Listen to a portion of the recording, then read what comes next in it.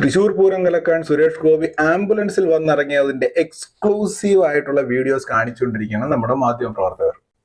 ഇവിടെ ഏപ്രിൽ 20 വന്ന വീഡിയോയാണത്. ആ വീഡിയോ ഒരുമാതിരിപ്പെട്ട സംഖ്യകളുടെ എല്ലാത്തിന്റെ വാളിൽ അതുണ്ട് താനും. അയാൾ വന്നിറങ്ങുന്നത് തന്നെ കണ്ടിട്ട് എല്ലാവരെയും കൈയെടുത്ത് കാണിച്ച് അതിൽ ഒരുപാട് പേര് വീഡിയോ പകർത്തുന്നുണ്ട്. ആ പ്രശ്നം പരിഹരിക്കാനായിട്ട് സുരേഷ് ഗോപി വന്നത് അങ്ങനെ തന്നെയാണ്. ഇത് കുറച്ചു കാലം ചെന്നുപോയി. അപ്പൊ ഈ വീഡിയോ എല്ലാവരും മറന്നു കാണുമെന്ന് കണ്ടിട്ടാണ് നീയൊക്കെ ഇപ്പൊ ഈ തെമ്മാടിത്തരം കാണിക്കുന്നത്. ചുമ്മാതല്ലടാ പിണറായി വിജയൻ എന്ന് നിന്നെ അടുപ്പിക്കാത്തത്. കണ്ടാൽ തന്നെ നിന്നെയൊക്കെ ആട്ടി ഓടിക്കല്ലോ. നരേന്ദ്രമോദി ഇപ്പൊ നിന്റെയൊക്കെ മുന്നിൽ എന്താണ് പത്രസമ്മേളനം വിളിക്കണം. വിളിച്ചില്ലെങ്കിൽ നീയൊക്കെ പിടിച്ച് മൂക്കി കയറ്റോ. ഇമ്മാര് തെമ്മാടിത്തരം ന്യൂസ് പുറത്തുവിടാനായിട്ടല്ലേ നീയൊക്കെ പത്രസമ്മേളനം ഉണ്ടാക്കുന്നത്.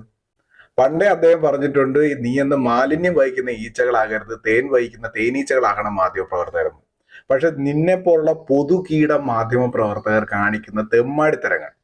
ഇതിൻ്റെ ഇടയിൽ കുറെ എണ്ണന്മാർ ഒന്ന് കമന്റ് ചെയ്യുന്നു, സുരേഷ് ഗോപി ഞങ്ങൾക്ക് ഇഷ്ടമായിരുന്നു, സുരേഷ് ഗോപി ഞങ്ങൾക്ക് പൊന്നായിരുന്നു, ഞാൻ സുരേഷ് ഗോപിക്കാണ് വോട്ട് ചെയ്തത്, ഇത് അറിഞ്ഞപ്പോൾ ഞാൻ തകർന്നു പോയി, ഞാൻ സുരേഷ് ഗോപിയെ വെറുത്തു പോയി. നീയൊക്കെ ഏത് കൂതറകളാണെന്നുള്ളത് നമുക്ക് നന്നായിട്ട് അറിയാം. അതുകൊണ്ട് ആമാര് ഡയലോഗുകളൊന്നും വേണ്ട. ആരാണിത് കലക്കിയെന്നും ഈ ഹിന്ദുക്കളുടെ ആചാരങ്ങളോ അല്ലെങ്കിൽ അതുപോലെ ക്ഷേത്രോത്സവങ്ങളോ നടക്കുമ്പോഴൊക്കെ ഇതിനു മുമ്പും തെമ്മാടിത്തരങ്ങൾ ഇഷ്ടം പോലെ കാണിച്ച മഹാന്മാരാണല്ലോ അവിടെ ഭരിക്കുന്നത്. ഇപ്പം പെട്ടെന്ന് തൃശ്ശൂർ പൂരത്തിനോട് സ്നേഹം തോന്നാൻ? സാധാരണ നമ്മൾ ഒരുത്തനെ കണ്ടാൽ, ഒരുത്തന്റെ പോക്കൃത്തരം പിടിച്ച സ്വഭാവം കണ്ടാൽ നമ്മൾ അവനോട് ചോദിക്കണം, നിനക്ക് രണ്ട് തന്തയുണ്ടോന്ന്. പക്ഷെ ഒരു പൊതുകീട മാധ്യമ പ്രവർത്തകനെ കണ്ടു കഴിഞ്ഞാൽ ഒറ്റ ചോദ്യമുള്ളൂ, നിനക്കൊക്കെ എത്ര തന്തയുണ്ടോന്ന്. അതെങ്ങനെ? രാജ്യത്തിന് വേണ്ടി ജീവിതം ഒഴിഞ്ഞു വെച്ച് കഷ്ടപ്പെട്ട ഒരു ശാസ്ത്രജ്ഞനെ എഴുതിക്കൊന്ന പാരമ്പര്യമല്ലോടെ നിനക്കൊക്കെ ഉള്ളത്. നിനക്കൊക്കെ ഒരു ധാർഷ്ട്യമുണ്ട്. നീയൊക്കെ വിചാരിച്ചു കഴിഞ്ഞാൽ ആരുടെ ജീവിതവും ആരുടെ തലവരെയും എഴുതി മാറ്റാൻ സാധിക്കും, എഴുതി കൊല്ലാൻ സാധിക്കും, നുണകൾ റിപ്പോർട്ട് ചെയ്ത് അവൻ്റെയൊക്കെ ജീവിതം തന്നെ നശിപ്പിക്കാൻ സാധിക്കും. അതുകൊണ്ട് നിനക്കെതിരെയൊന്നും ആരും നിൽക്കാൻ പാടില്ല.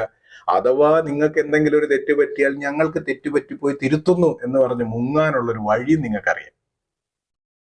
നിനക്കൊക്കെ എന്ത് ക്വാളിറ്റിയാണോ ഉള്ളത്? നീയൊക്കെ ഏത് മാങ്ങാത്തൊലിയിലെ 4ാമത്തെ തൂണെന്നാണ് നീയൊക്കെ പറയുന്നത്? നീയൊക്കെ ഹേമ കമ്മിറ്റി റിപ്പോർട്ട് വന്നപ്പോ ഇവന്റെയൊക്കെ സിനിമ തിയേറ്ററിൽ പോയി കാണണ്ട എന്ന് ജനം തീരുമാനിച്ചാൽ തീരാവുന്നതേ ഉള്ളൂ എന്ന് പറഞ്ഞിട്ട് അതേ നീയൊക്കെ തന്നെ വേറെ പരിപാടിക്ക് ഇവരെയൊക്കെ വിളിച്ചു വരുത്തിയിട്ട് വാനോളം പുകഴ്ത്തുന്നു. രണ്ട് തന്തയെന്നൊന്നും അല്ല ഇതിനെ പറയാനുള്ളത്, ഒരുപാടുണ്ട് നിനക്കൊക്കെ.